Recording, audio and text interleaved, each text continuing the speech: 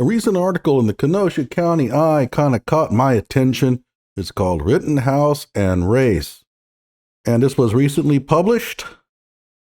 And let's go ahead and read this a little bit. By the way, if you haven't subscribed to the Kenosha County Eye, you really should. It has all of the really good, juicy stuff about the Kyle Rittenhouse trial. And when the Dominic Black and Crystal Kaiser cases come up, it's going to have a lot of coverage of those too, as well as all the other dozens of murders that have occurred in Kenosha over the last year. I'm exaggerating, but there seems to be a lot of them. At any rate, let's go ahead and read this.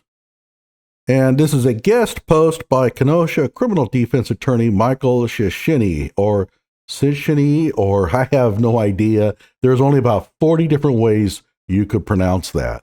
So, sorry, Michael, but I did my best. Well, not really. I didn't even try, but that's okay.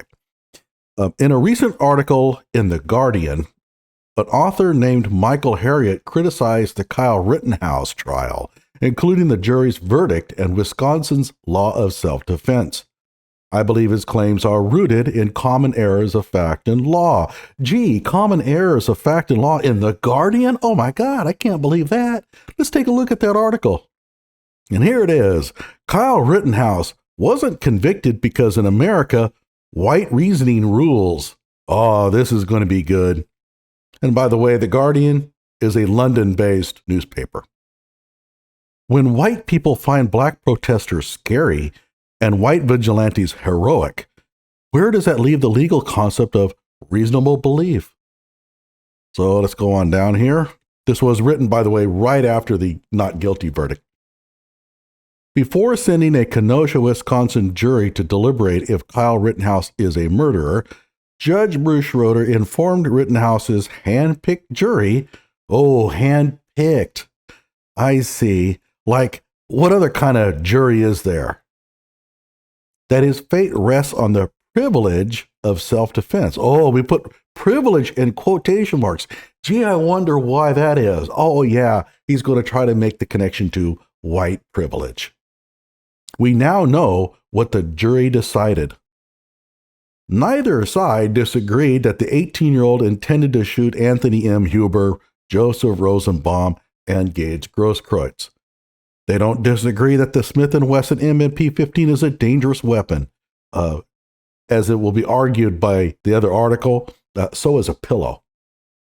You can't kill anybody with a pillow? Really? Who out there thinks that you can't kill somebody with a pillow?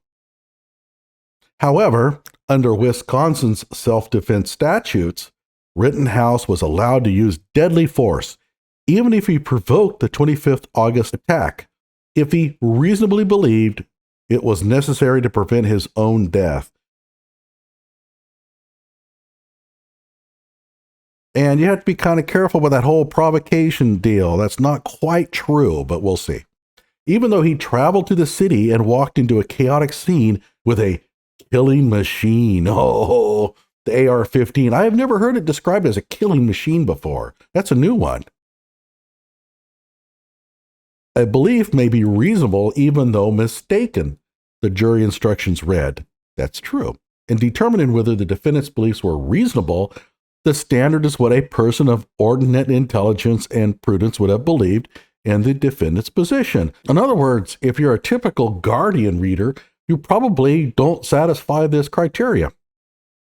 Before former Kenosha alderman Kevin Mathewson summoned patriots willing to take up arms and defend our city from the evil thugs, no one else had died during the unrest in his city. Oh, so it's all Kevin's fault. Darn you, Kevin. Before Rittenhouse killed 2 people and wounded another, no one else had been shot. So why is it reasonable to believe Rittenhouse needed a killing machine to protect himself against the evil thugs who were not shooting and killing people?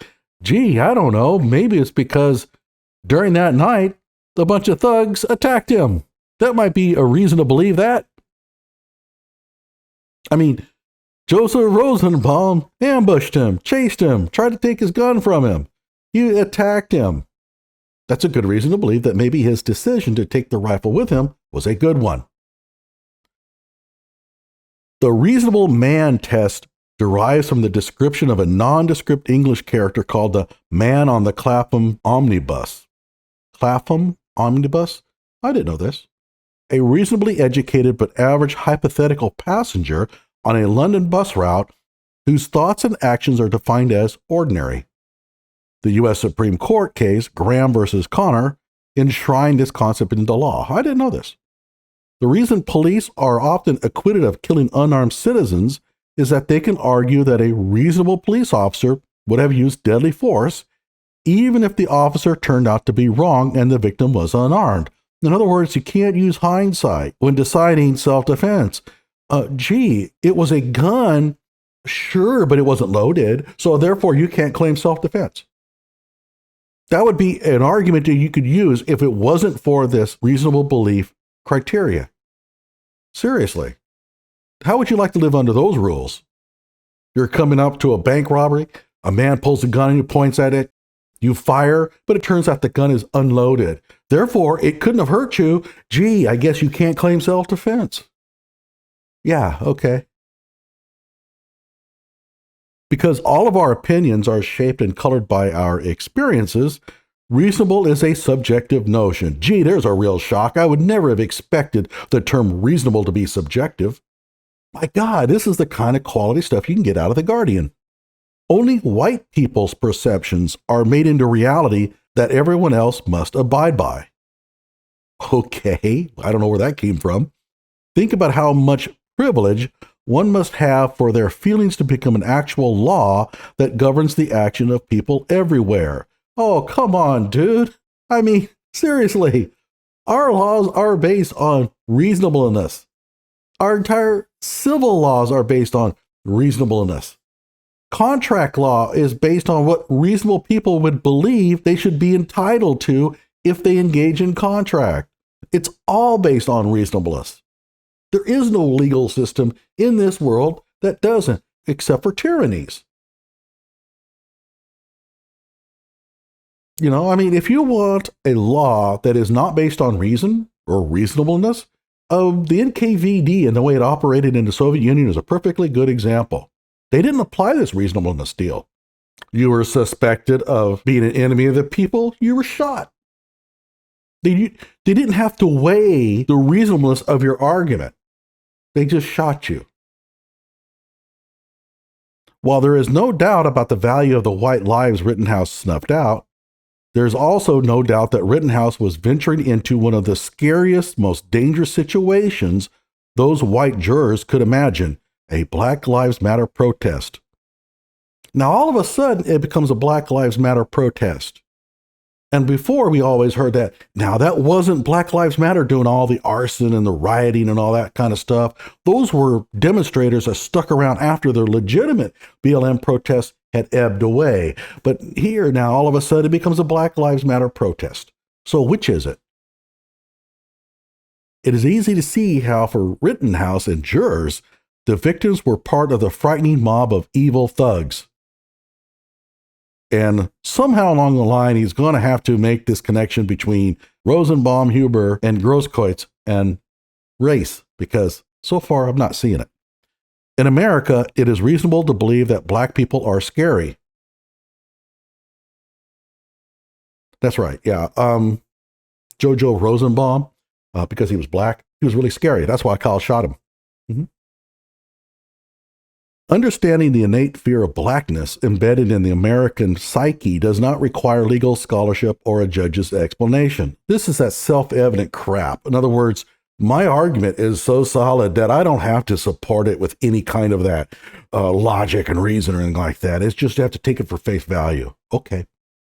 This belief shapes public perception, politics, and the entire criminal justice system. And it is indeed a privilege only afforded to whiteness. Researchers have found that Americans perceive black men as larger, stronger, and more threatening than white men in the same size. That's the reason why Kyle Rittenhouse was so scared of Joseph Rosenbaum. Now, Joseph Rosenbaum was only about 5'3", but because he was black, Kyle thought he was like 5'8". I mean, now I can understand why Kyle then feared him. Yeah, this article is making perfect sense now. I get it. A 2016 paper found that black boys are perceived as older and less innocent by police officers.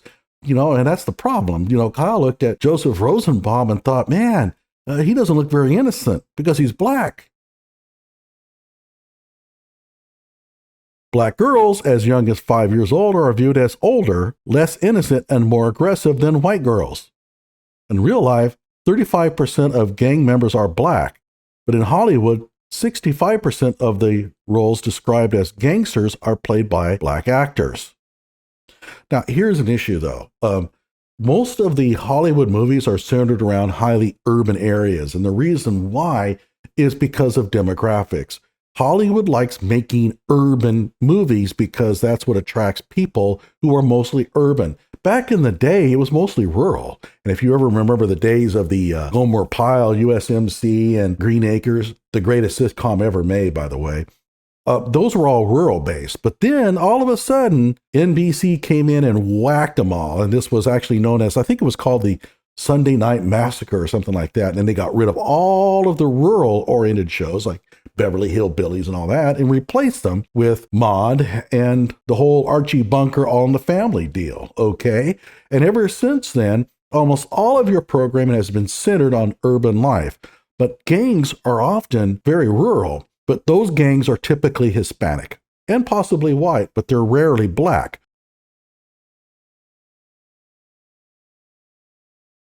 The idea of the scary black person manifests itself in every segment of the U.S. criminal justice system. It's why police are more likely to stop black drivers, even though, according to the largest analysis of police data in the history of the world, oh wow, in the history of the world, I have never heard an article described like that. White drivers are more likely to be in possession of illegal contraband. Yeah, I read that article. It's the Stanford article. There are all kinds of problems with it.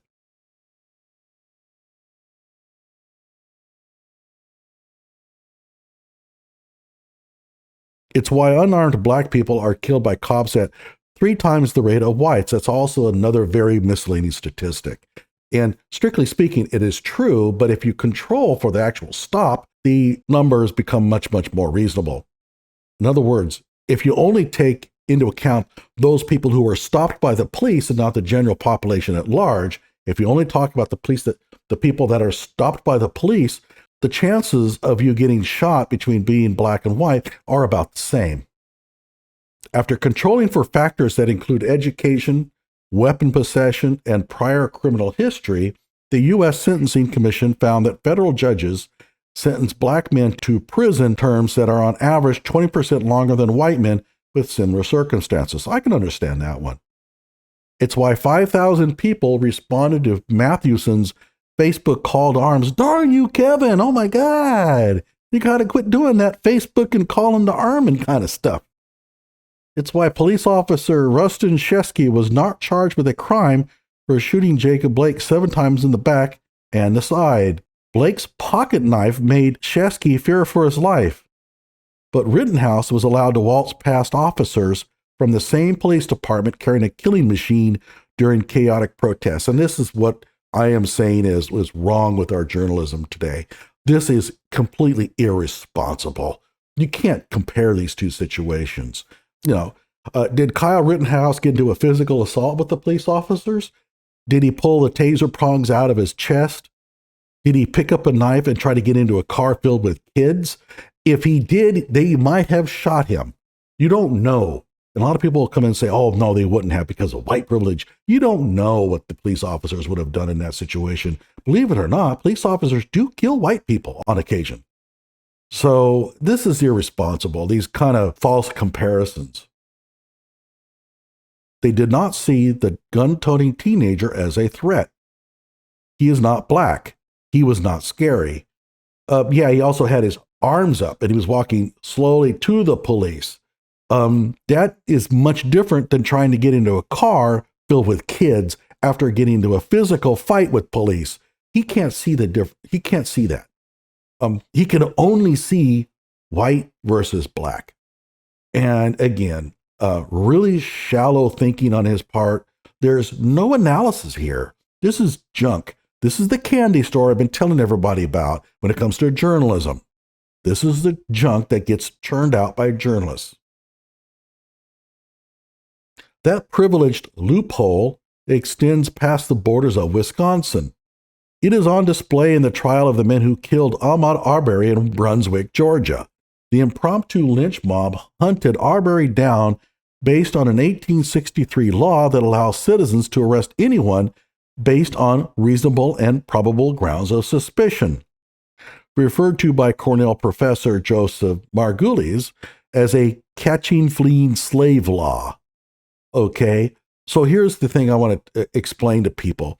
Just because some professor says it doesn't make it true.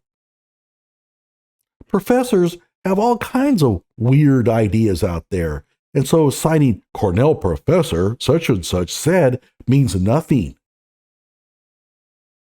This explains how a court could seat only one black juror in a county that is 26.6% black.